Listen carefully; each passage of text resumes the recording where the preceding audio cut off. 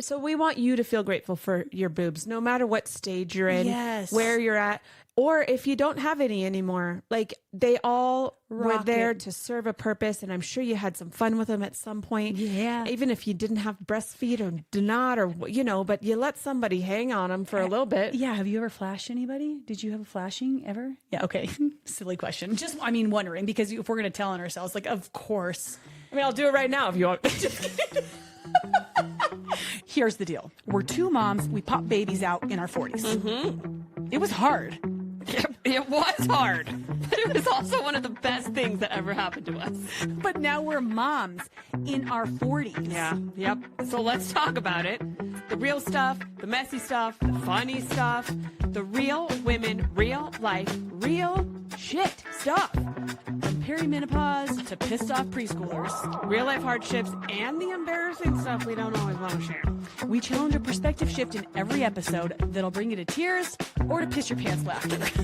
Sometimes both. You're not going to find perfectly curated content with mature-ish mamas. You get what you get. You don't throw a fit. I'm Cal. I'm Megs. And this is Mature-ish Mamas. Life unfiltered.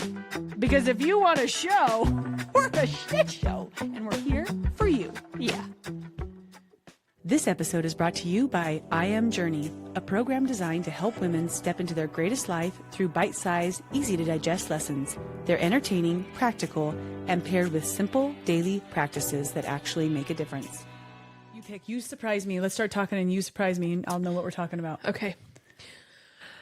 Welcome to Mature-ish Mamas. I'm Megs. I'm Cal. Today we're talking about tits. I was wondering how you were going to segue. I liked it. Today we're going to talk about boobies. Boobies are great. They're useful. They're beautiful. They're also try to kill you sometimes. Yeah. They also are not useful if you don't need them anymore, and then you just get rid of them. I love all of the options. This is why we have so much to talk about. This is not a breast cancer episode. Nope. This is a boobisode. Boobisode. We've had a sexisode. This is boob tube. Welcome to the boob tube. It started because were we talking about boobs this morning? Why did I think we should talk about boobs? I'm like, this is great. We should talk about boobs. You know what? I'm surprised I even know my name most of the times. We're doing great. Hey guys, wellness check. How are you doing? Because us over here, solid 4 out of 10, like mentally. Yeah. I feel like we just got hit real hard with the hormones. Everything's just slapping us across the face. It's like a mid-40s duel, like just It's crazy. Took its glove off yeah. and just smacked me with it. Yeah, and then took its empty hand that already had the glove off and like smacked me with the hand too. Yeah. We're doing great. Thank you for asking. Thank you for inquiring about our well-being. Thank you. Yes. Anywho, okay, tits McGee's. Yep. There's so much that's like I don't even know where to start because there's so much good things. Should we start at the beginning? Okay, so I'll start with a story. When I was little, at the beginning, here we are. At the beginning. Yep. When I was a young lassie. No, I wasn't a lad. This is not a transition. This is totally me. When I was a young lass, I can't remember what book it was, but you might know. I read this book, right? And when you're a little girl, like, and you're kind of like on the precipice of puberty, but you're not quite there yet. Precipice of puberty. Okay, keep going. Yep. You just want boobs real bad. And are you there, God? It's me, Margaret. And is it that the one where she would go, you must increase your bust. Yeah. Mm-hmm. I knew the second you said a book when I was little, because our brains together, 4 out of 10 individually, solid 6 out of 10 together. Yep. That was the one. Yeah. So I used to do that. Well, yeah. How did it work for you? You know what? It eventually worked pretty good, but you got him. You just do that, and then you wait it out a few years. Yeah. Then it works. It's like physical therapy. It's not like you can do it once. You got to do it for years with no evidence of it working whatsoever. And then all of a sudden you got those soft little weird boobs that come in at first. Yeah. It's like a elongated nipple almost. Yeah. It's the worst. It is. That's when you really want a bra when you're little, because you're like, now I look like I have just this little poofy, like a little cone head. Yeah, and it's like it would hurt to it would like get chafed. Yeah. So then you had to get a training bra because you got to train those puppies. What's up with that? Like what? Yeah, like I have never actually thought about a training bra until this moment because that's the stupidest thing. Like just get a bra. Like what are we training in for? Here's how you snap it. Your boyfriend knows how to unsnap it. He's training in, training out too. Yep. I don't know. Yeah, they should just give them to boys is what. Here's a training bra.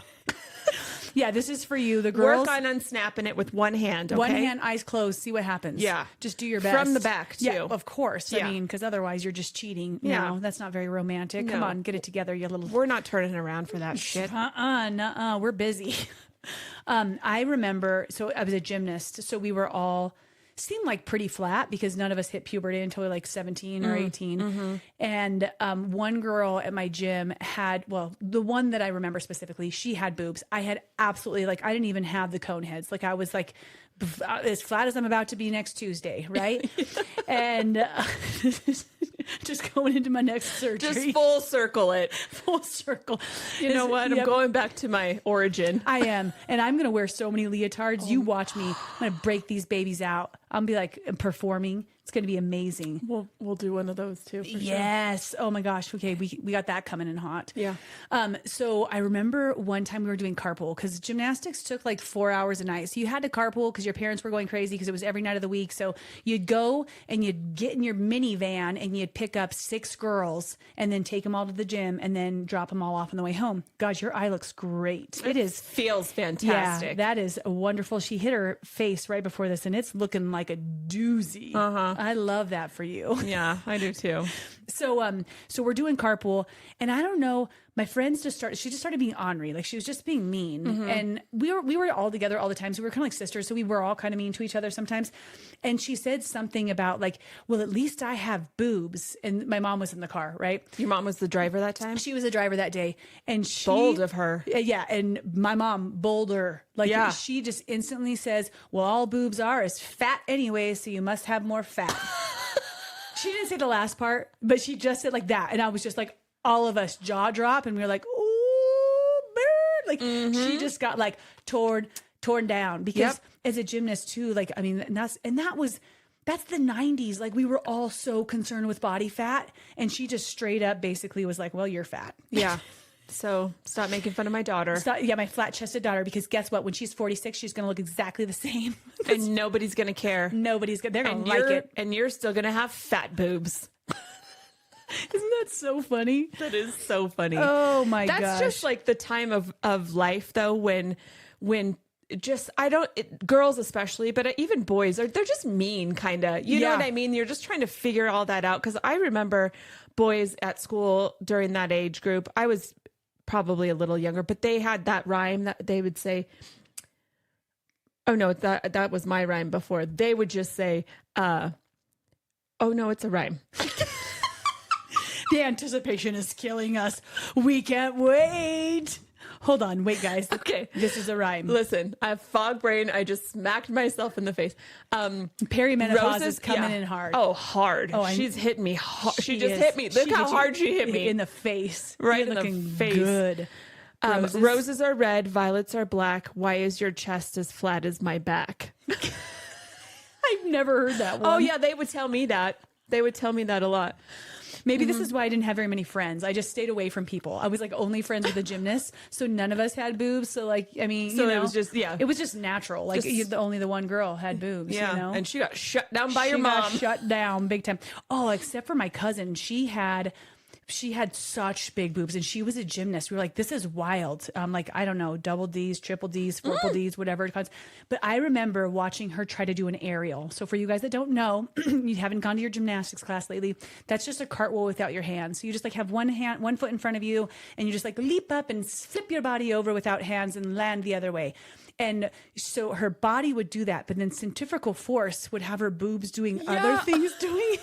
I remember doing aerials on their little landing pad in their living room and just being like, I can't believe that you can do that with those. That's amazing. Good for you. No kidding. Yeah, it was a big deal. That's awesome. Yeah, big bad deal right there. Yeah. Man, I know. What a awkward, funny thing. But then like you grow into your boobs. Yeah, let's talk about that. And then they're great. Yeah.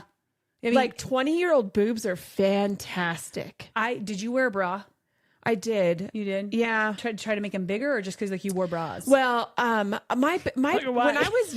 when I was younger, like in my 20s, my boobs were pretty big. Like, yeah, they were. I don't know what happened.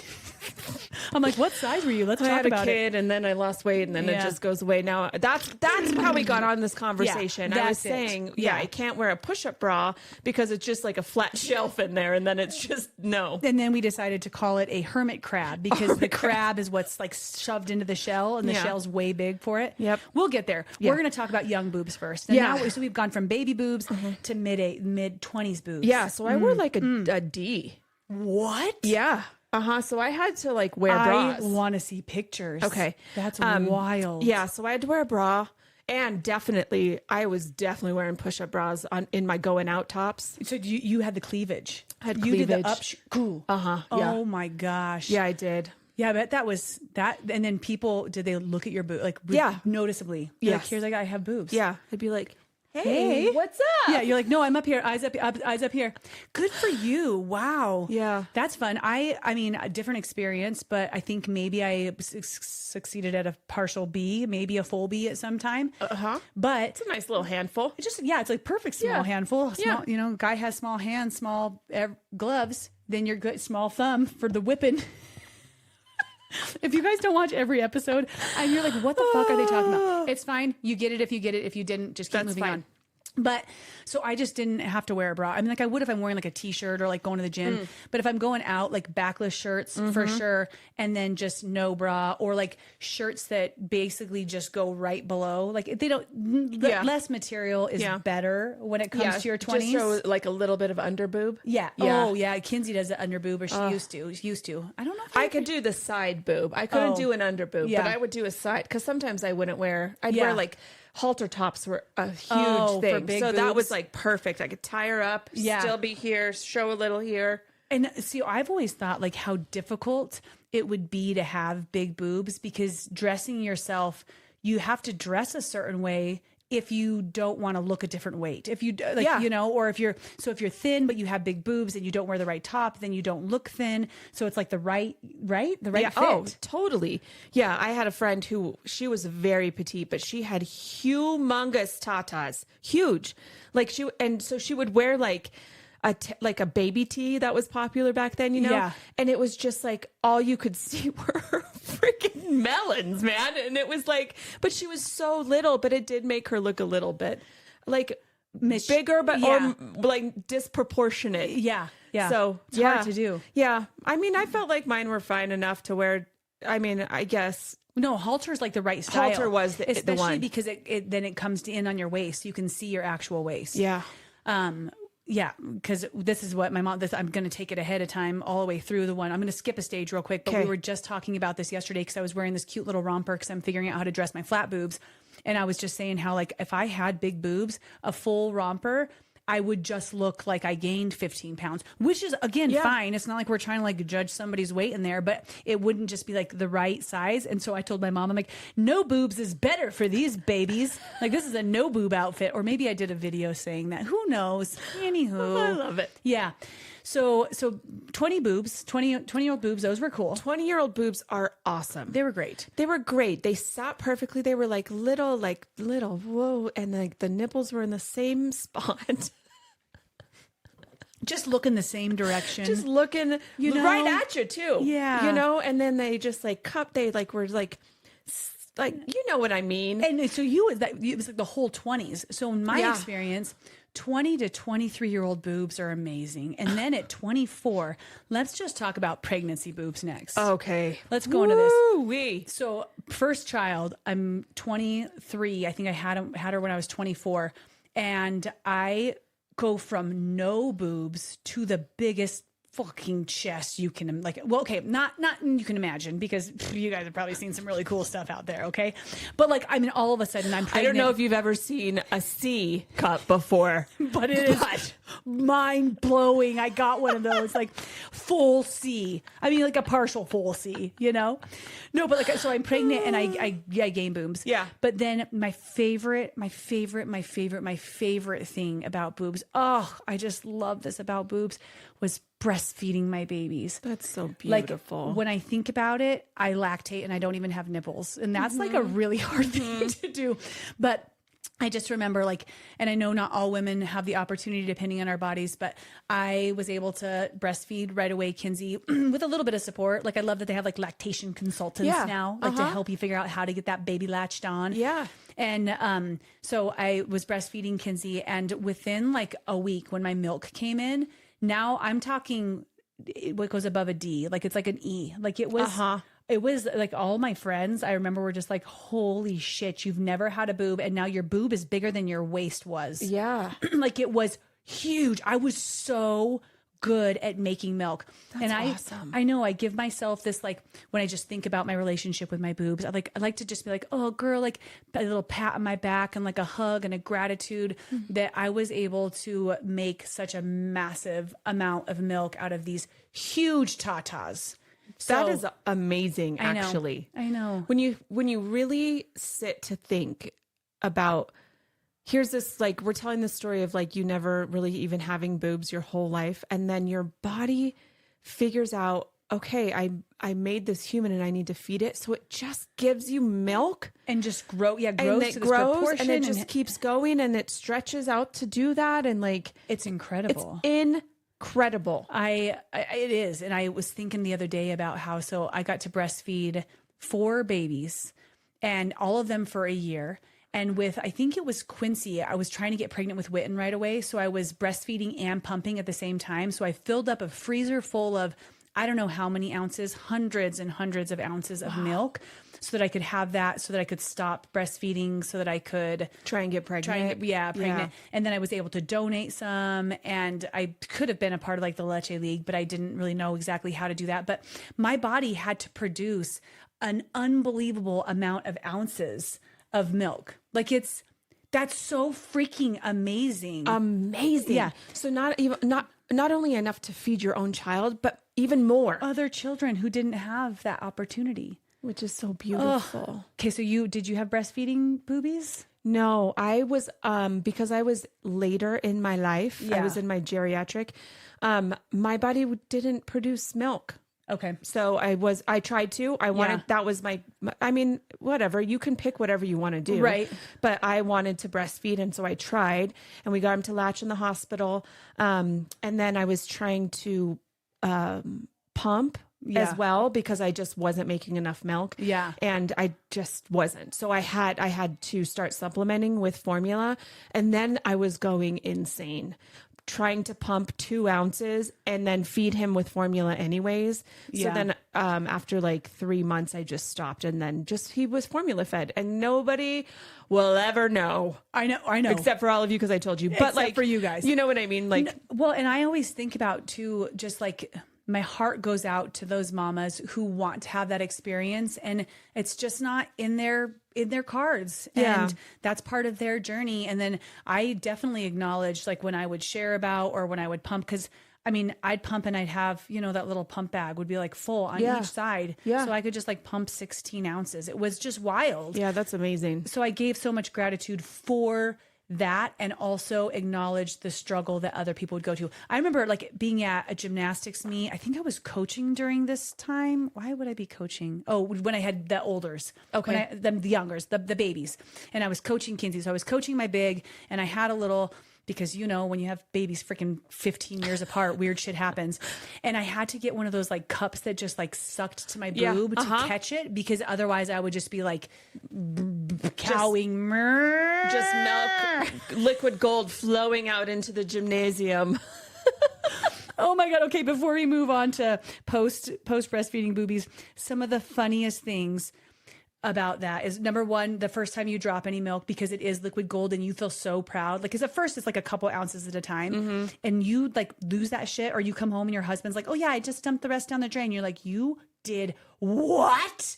Like, I'm postpartum right now, and you're about to lose your nuts. Yeah. You don't ever do that. No kidding. But then also you make him drink some at some point. You're like, you got to taste this. And then after 4 kids, you're like, you really lose all reserve. Like you don't even fucking care anymore. Oh, sure. So I'm like, I think I ate onions. Taste this. Like, I think it does that tastes like onions a little bit. Like, that's weird. Like, now I'm just like checking out my own breast milk. I'm like, why don't you like it? Oh, because it's an onion treat. Like, that was probably. I love that. I love that. One of my girlfriends that I was super close with, she had a baby and we were in our 30s. And she had her first child and she was breastfeeding and she was like you, she could just make the milk. So she had all these bags in her freezer and we were like just sitting there one day and we were like, if you think about like breast milk, if your kid has like eczema or a cut and you put it on your face, it like heals it right up. Yeah. So we decided to make our own breast milk face masks with her Frozen milk. Now, did she like that? And did you like it? Yeah, I mean, I whatever. Yeah. Like, you know, I mean, that's like just the kind of friend I am. I'm like, yeah, put some of your breast milk on my face. Let's try this out. I mean, I don't know. Maybe there's something in that we should explore a little bit. Probably. Or, I mean, I think especially first feed all the babies. Yeah, first feed the babies. But then there's so much nutrients, and when you're a lactating cow like I was, like there is stuff. I mean, it's kind of a nuisance because you are strapped to that freaking pump all the time. But now they have so many cool pumps. You can pump while you're doing other stuff. But yeah, the different miracle work of breast milk. I know. It's freaking amazing. It is amazing. We would have been good friends because I mean, there were definitely a few times because I'd still cocktail when I was breastfeeding and then pump and dump. You guys know about that because you're like, you know, it's time for me to have a cocktail. Let's have a little good time. Yeah. And I don't want my baby to be like boozy. So at a party trick, you just end up squirting milk at people. I know that sounds really bad, but I for sure did that. Like, I don't know if it was like enticed or what was happening, but it's like, I think it probably happened like this. There's like 6 girls in the room and I'm one of the first like people to have babies. Right. Like, they're trying to wonder about it. I'm like, I had no idea. I thought my milk was going to come out of one hole, like just be like a bzzz. You know, I didn't know it was going to be like a very cool sprinkler system. No kidding. And so people would be like, I don't even know. I've never seen it. I'm like, well, let me show you. Whip out the boob, squeeze the tit, and then sprinkler system all over my kitchen. I didn't care. Did I clean it up right then? No. I was just like, guys, wasn't that neat? And they're like, wow, neat? Do it again. That was cool. I love that. Yeah. So, you know, there's some different cool party tricks. And one other thing, just experience about boobs, is when you get one of those, and now I won't remember what it's called, but it's an infection in your milk duct. That sucks. I got one of those because when I had to stop, I kind of just stopped immediately and it hurt so bad. So what is that? I forget. I don't know. It's like just a clogged duct. Yeah. Yeah. So I had one when we went out to a vacation in Philly and I wasn't breastfeeding. So I was pumping and I remember being like, what is wrong with my boob? So I'm upstairs in my husband's friend's bathroom and I'm trying to like massage my nipple. Yeah. And then finally I broke it free and that baby squirted out milk for 10 minutes. The one hole was just like holy shit. But it's not mastectomy, but it starts with an M something. You guys know. Tell us. I had one with my babies, and I had to actually go in for it because it was so bad because I got sick, like physically sick from it. That sucks. Yeah, that does suck. So boobs are great. That piece is not fun. Right. Okay. So after you stick your nipple in a baby's mouth for between 3 months and 4 years, let's talk about that. What happens? This is how the whole conversation began. Yeah. So then... And then my husband was a butt guy. Yeah. Yeah. So remember how we were saying how those beautiful 20-year-old boobs and they just do this and they're like this and they're perfect like this. Then they just go... It's like when you blow up a balloon really big and then you just really big. Yeah. And then you just go... And all the air comes out. Yep. And there it is. There it is. And then there's a nipple on the bottom. You stick a couple quarters in it. And you get a balloon. And then you lay down this way. That's what it looks like. Yeah. Like what a cool party trick that is. I know some people, like especially if you don't ever lose like all your baby weight, then they can still maintain and there's different women's bodies. Some of y'all can just like keep on having rockin' titties afterwards. That's true. I have seen that before. And that's awesome. Good for you. Maybe stretch marks. I have stretch mark boobies for sure. Well, as you can imagine, you go from a B to a Z, just like does that. I don't know. Yeah. So there's that. But like, I don't know if they have those in that situation. But for many of us ladies, post feeding the children, and with every child, with all 4 situations for me, it was just like 1 more quarter, 1 more inch down, 1 more quarter, 1 more inch down, just me. Yep. Just so. We talked about the snoobs in one of our very first episodes. The snail boob that you just like would like whip around into your bra. You just roll it up and stick it in there. But I really am enjoying the hermit crab analogy. I feel like that's kind of what it is. Yeah, you just got to put the bra on, pull it on up, and then just move it in there. Just stuff it in wherever and it's empty wherever around it. It's not going to like fill it out. Even if you get the right size, it's going to squish the squishy nasty, like because then it starts to like come out the bottom, and that hurts a little bit. Like it's not hurting, but it's uncomfortable. Just have a little boob pinch down there. And it's not like boob popping out. It's like wrinkly skin, like Shar-Pei skin. It's skin. And then you try to do like your cleavage, but then it's just like Shar-Pei skin cleavage, which is neat. It's like this. It's like too flatty. Like you could, if you want to like put some Skittles on there or something, it would just sit right there. Yeah, it's pretty phenomenal. I mean, that's pretty awesome. I know. Well, it's funny when after my breast cancer diagnosis, I remember my cousin being like, well, you haven't liked your boobs like forever anyways, or something like that. And I'm like, no, it's not that I haven't liked my boobs. I've always liked my boobs. Like boobs are sweet. I love my snoobs. Yeah. I like to talk about my snoobs. Yeah. I like to share about my snoobs to millions of people on the interweb because why wouldn't we?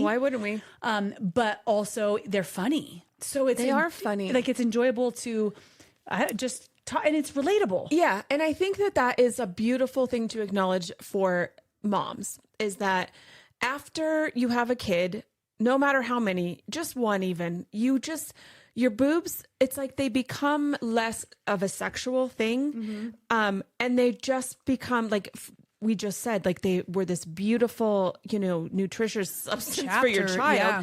And then so now it's like, they're not really like a sexy thing anymore. So now they're just fun. They're literal fun bags now. Yeah. And they're stretchy. It's like Play-Doh. Like now you've got a tool and a resource where, I mean, depending on what position you're in, they can stretch pretty far to a, let's say, mouth or something. Yeah. There's a lot that they can do. Yeah. You can just try out new positions and just still have that boob in that mouth. And then you could metronome or whatever that thing is where you pull it out and then they go boom, boom, boom, boom. Or like when you lay down and like your boob's over here and your kid's like, hey mom, where's your boob? And you're like, oh, sorry, it's in my armpit. Let me put that back. Yeah, you can't wear a tank top to bed anymore. No. Because you wake up and they're just, both of them are on the outside of your tank top. You never know. Yeah. And you never know which way the eyes are going to be looking. They're like, which is just neat. And I think that some of you who haven't had babies, from what I've heard, just the aging process, you also get to experience that. Yeah. Which is good for you. Welcome to the Snoob Club. Welcome. The Hermit Crab Snoob Club. we genuinely take you in.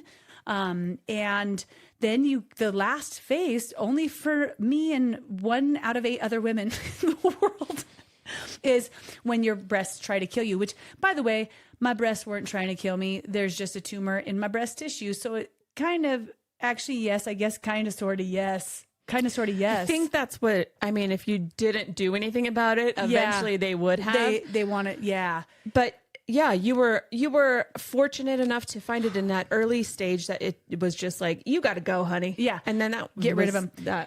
So I'm in so many of these different breast cancer groups, and I was watching, I saw a post the other day, and this is mind blowing to me that people even think about this. I don't know what famous person what it was about, but they were saying their wife had breast cancer and she just said she was going to do a double mastectomy. Like, I'm just going to just take them both.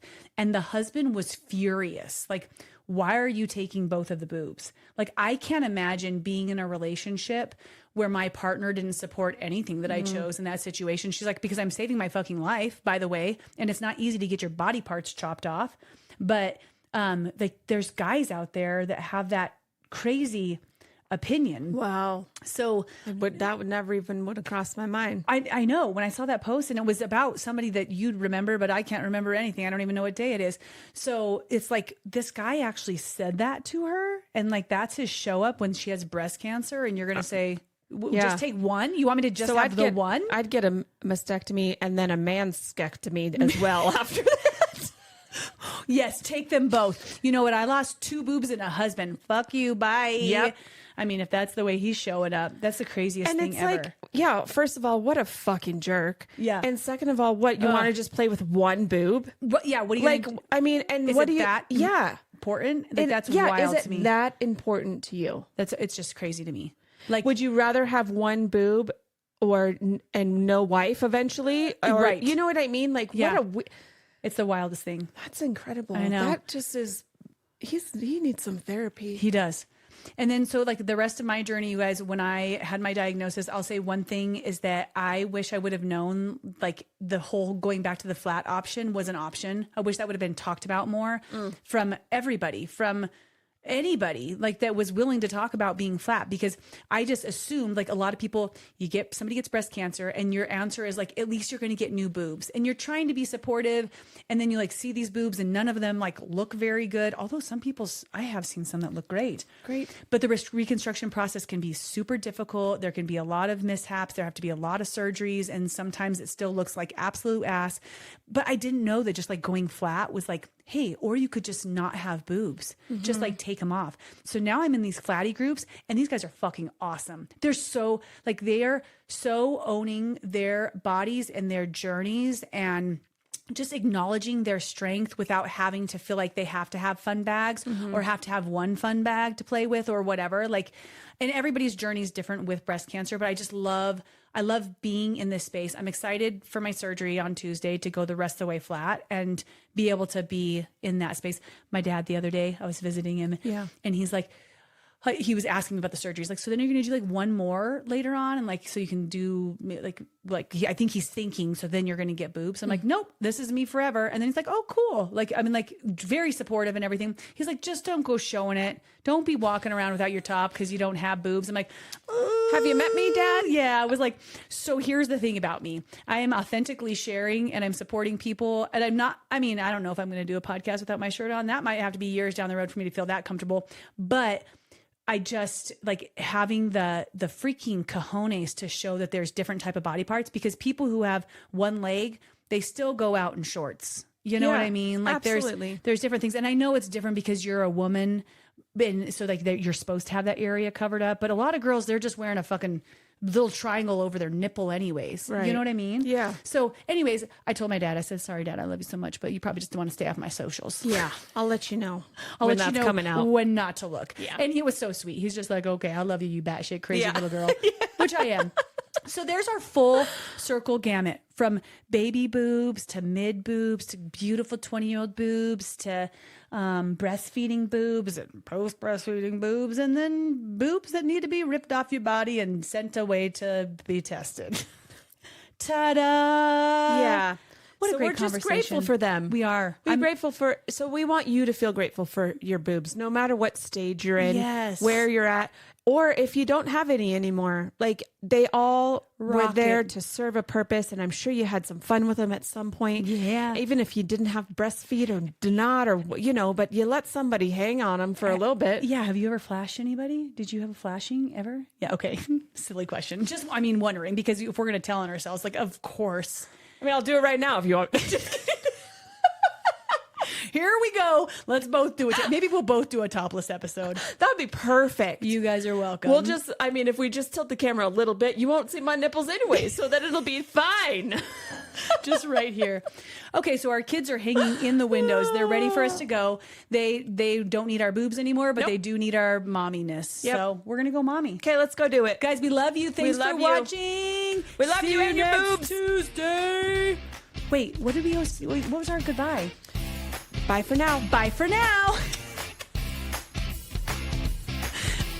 If this episode made you laugh, cry, or feel a little less alone, light a friend up and send it their way. And don't forget to subscribe so you don't miss a thing. I'm Cal. I'm Meg. And you just listened to Mature-ish Mamas. Life Unfiltered.